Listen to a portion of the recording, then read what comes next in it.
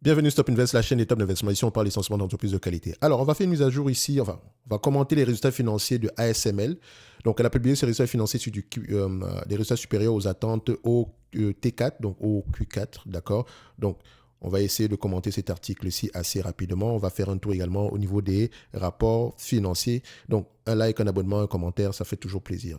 Donc, ASML Holding, l'un des principaux fournisseurs des fabricants de semi-conducteurs, a fait état mercredi d'un bénéfice net et d'un chiffre d'affaires supérieur aux attentes au quatrième trimestre, porté par le dynamisme de ses ventes d'équipements de fabrication en Chine. Et pour ceux qui ont lu la note d'analyse qu'on a présentée sur la chaîne ici dernièrement, donc ceux qui ne savent pas à quoi ça ressemble ici, on va prendre la note d'analyse. Alors, où est-ce que se situe ici? Note. Oh non, qu'est-ce que je raconte? Donc, ASML. Alors, on a cette note d'analyse ici, voilà. Concernant la Chine, on sait à peu près à quoi s'en tenir en date d'aujourd'hui. On pourra avoir des surprises. OK? Donc, on continue. On a ça. Voilà. Donc, le bénéfice net s'est établi à 2 milliards d'euros sur la période, en hausse de 9%, et son chiffre d'affaires a atteint 7,24 milliards d'euros. Donc, les analystes interrogés par LSEG s'attendaient respectivement à 1,87 milliard d'euros et 6,9 milliards d'euros, donc en termes de bénéfices nets et en termes de revenus. OK, donc on a eu à peu près on a eu des bénéfices nets et des revenus plus élevés que les attentes des analystes, ce que le marché aime généralement. Donc, la plus grande entreprise technologique d'Europe en termes de capitalisation boursière a enregistré plus de 9 milliards d'euros de commandes, soit près de 3 fois plus qu'au trimestre précédent. Il s'agit d'un niveau record de commandes sur un trimestre. Ça veut dire également qu'il y a peut-être ici comment on appelle ça, un regain de croissance au niveau de ce secteur-là. Donc, si ça va bien au niveau des SML, ça veut dire ici que, comment elle s'appelle encore, les entités comme Taiwan Semiconductor commande, Intel également commande, et les autres entités qui font également qui ont également qui fabriquent également ici des semi-conducteurs. Donc je parle ici des fabs. OK? Donc c'est une bonne chose. Ça veut dire également que la demande est là. Donc, donc si la demande est là, les fabricants ici s'équipent en matériel afin de pouvoir répondre à cette demande-là. Donc, à la bourse d'Amsterdam, l'action ASML gagnait plus de 6% dans la matinée. En dépit de ses bons résultats trimestriels, ASML a maintenu sa prévision d'une stabilité de ses ventes en 2024. L'industrie des semi-conducteurs continue de travailler en bas de cycle, a déclaré le directeur général Peter Wenick dans un communiqué. Si nos clients ne sont toujours pas certains de la forme que prendra la reprise du marché des semi-conducteurs cette année, il y a quelques signes positifs, a-t-il ajouté ici, citant l'amélioration de la demande des puces électroniques et l'augmentation des taux d'utilisation des usines. Donc, la société taïwanaise TSMC, fabricant de puces pour Apple et Nvidia, est le plus gros client d'ASML, c'est un avantage comme un inconvénient. OK. Il faut à peu près voir où est-ce que TSMC est situé où. Taïwan, Chine, etc. Donc, c'est un risque pour ASML. Donc, ASML a déclaré la semaine dernière prévoir des dépenses. Donc, TSMC prévoit des dépenses d'investissement stables en 2024. Donc, après les bons résultats et les bonnes perspectives de TSMC la semaine dernière, on espérait qu'ASML augmenterait ses perspectives pour 2024. Mais elles sont encore un peu conservatrices, juge Joss Versteeg, ou c'est Versteeg, analyse de chez... Voilà, bref.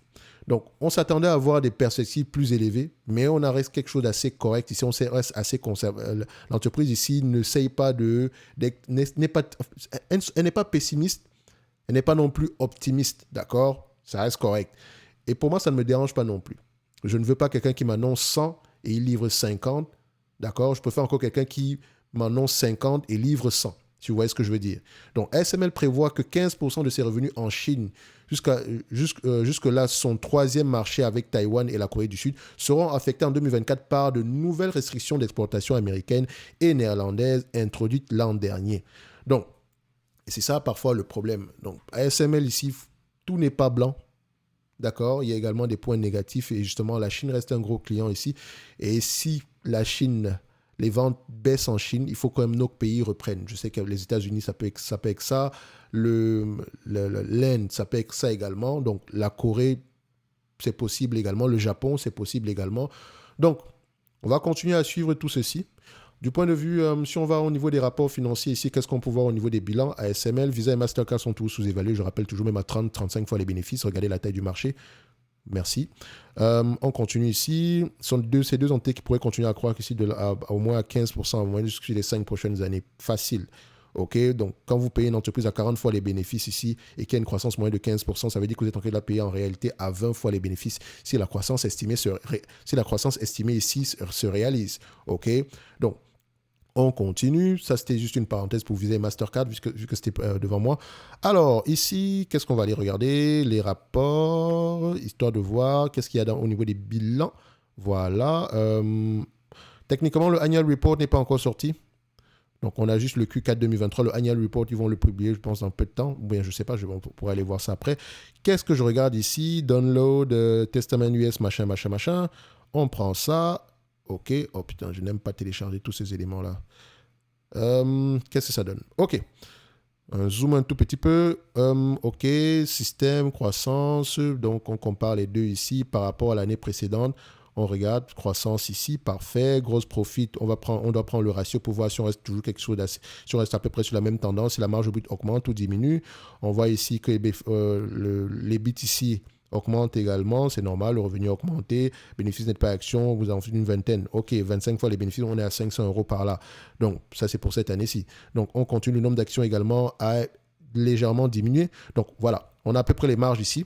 Marge brute élevée, 1% en supplément. Marge opérationnelle, income from operation as percentage of sale. OK, on regarde ça. Ça fait à peu près 32,8%. Marge brute augmente à peu près de 0,8%. Et vous constatez ici que les marges, on va dire ici les marges nettes, les marges opérationnelles augmentent plutôt de 2,1%. Donc, c'est-à-dire que tout revenu supplémentaire n'entraîne pas de dépenses opérationnelles supplémentaires. Et on aime ça. Ça se répercute également au niveau des marges nettes. OK? Donc, ce qu'on aime bien ça, Value Book System, OK? Ça, c'est quand même une légère diminution par rapport à ce qu'on avait présentement. OK? Donc, le carnet de commandes ici est de 20 milliards, alors qu'ici, on avait 30 milliards. Ça reste une réduction, mais l'année précédente, à la même période, on avait 6 milliards pour le carnet de commandes. Or, ici, c'est 9 milliards. D'accord, ça peut vouloir donner ici, c'est peut-être un regain de croissance en supplément ici, mais attention, n'oubliez peut-être pas que vu que la Chine, il y aura des restrictions, peut-être qu'elle a surcommandé. OK, histoire ici d'avoir le maximum ici de machines avant que les restrictions ne soient établies. Bref, le nombre d'employés a augmenté, le nombre d'employés temporaires également a diminué. Alors, on continue ici, qu'est-ce qu'on peut rajouter? Le bilan. Le cash, légèrement diminué, investissement à court terme, account receivable, l'inventaire. Attention, ça c'est le BFR par exemple. On a augmenté ici 1,6 milliard en supplément. On a également ici, est-ce que les payables, on va les avoir? Sûrement c'est ici payable, c'est à ce niveau-ci. Est-ce que je peux voir ça? Je pense que c'est mélangé ici. Bon, c'est pas plus grave. Au niveau du bilan, OK. Le cash flow opérationnel, parce que c'est ça qui compte ici. On a 7 milliards de bénéfices nets. Et on retrouve en cash flow opérationnel 5 milliards 400.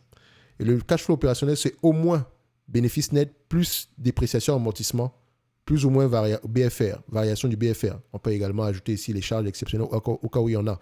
Charges non financières au cas où il y en a. Mais vous constatez ici qu'on a 3 milliards 663. Variation change in asset and liability. Si vous regardez les rapports annuels ici, vous allez voir que cet élément-ci est détaillé dans le rapport financier, dans les rapports financiers annuels. Donc ici, il n'est pas détaillé. Donc pour le moment, je suis sûr et certain, ça prend en considération le BFR parce qu'on a déjà vu ici que l'inventaire a augmenté d'1,6 milliard. Il reste un 2 milliards à aller trouver ici quelque part. Donc ça augmente. Quand on dit augmenter, quand ça augmente, quand l'inventaire et tout le reste, quand le BFR augmente ici, ça veut dire ça va réduire ici le cash flow opérationnel. OK, peut-être également, ça veut dire qu'on anticipe des commandes à venir. Donc, ça veut dire qu'une fois qu'on aura livré, il y a de grandes chances qu'on ait à peu près un supplément les années qui suivent. OK, donc dites-vous à peu près que ça va avoir tendance à s'annuler parce que cette année-ci, en 2022, on a eu plus 2 milliards 441. Donc, le BFR ici était plutôt positif. OK, donc dites-vous que généralement, quand on reconstruit les cash flows opérationnels, il faut réduire cet élément-ci parce que tous les ans, ça ne sera pas 2 milliards en supplément. OK, donc il n'y a rien d'alarmant ici, là, d'accord? Il n'y a rien d'alarmant, c'est tout à fait correct. On voit également ici que la dépense en capital a augmenté. 800 millions en supplément. Il faut également aller voir ici qu'est-ce qu'on a mis de côté pour la dépréciation amortissement. On a mis de côté près de 700 millions, donc on a une dépense en capital de croissance assez énorme ici. OK. Qu'est-ce qu'on peut rajouter également en supplément ici? Rachat d'actions d'1 milliard. L'année précédente, c'était 4 milliards 600, etc. Toujours quand on fait le rachat d'actions, posez-vous toujours la question si ça a été fait à un prix assez intéressant. D'accord? Donc, dans l'ensemble ici, j'aime bien ce que je vois sur ASML. Donc, même malgré les risques liés à la Chine, etc., je continue à penser que ASML, leader dans son secteur d'activité, sans concurrent presque, a la capacité d'augmenter les prix. Certainement, il y a des risques ici par rapport à la concentration ici des clients. Mais voilà, ça reste ici un équipement indispensable pour produire ici des puces de dernière génération. Bref, on va se dire ici que pour ceux qui veulent avoir un avis complémentaire, vous pouvez également prendre la note d'analyse qui a été publiée ici. Et n'oubliez pas que en lien dans la description de la vidéo ici, vous avez accès ici aux notes d'analyse gratuitement jusqu'au 29 du mois de février. Uniquement les entreprises qui, moi, me semblent sous-évaluées. Je lis, j'écoute des conférences call ici. Je vous donne un avis sur une entreprise particulière, par exemple ASML. Je vais écouter de conférences call ici à venir, les rapports financiers. On attend le rapport annuel ici. On va peut-être faire une mise à jour. La mise à jour sera effectuée généralement après le 29 du mois de février ici pour ceux qui vont rester avec nous. OK? Donc, un like, un abonnement, ça fait toujours plaisir. Merci.